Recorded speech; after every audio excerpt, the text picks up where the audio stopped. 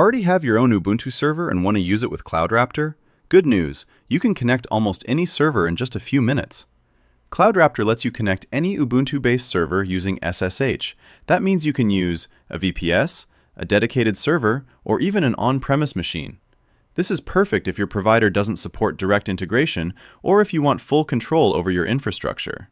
Before we start, make sure your server meets a few requirements. You need Ubuntu 20.04 or newer, a public IP address, SSH access enabled, root or sudo privileges, and port 22 open, or your custom SSH port. First, make sure your server is ready. Check your Ubuntu version and confirm you have your server IP, SSH port, and login credentials.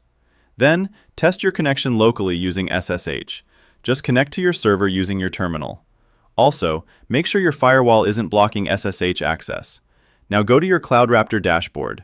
Navigate to Servers, then click Add Server. Select Custom Server as the provider. Then enter your details: public IP address, SSH port, username, usually root or a sudo user, and your authentication method, either password or SSH private key. Click Connect Server.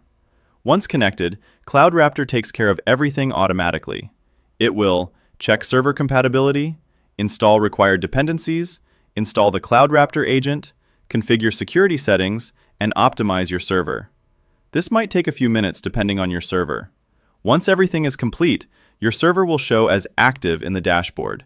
The agent will be running, and your server will be fully ready for deploying applications. That's it. You've successfully connected your Ubuntu server to CloudRaptor.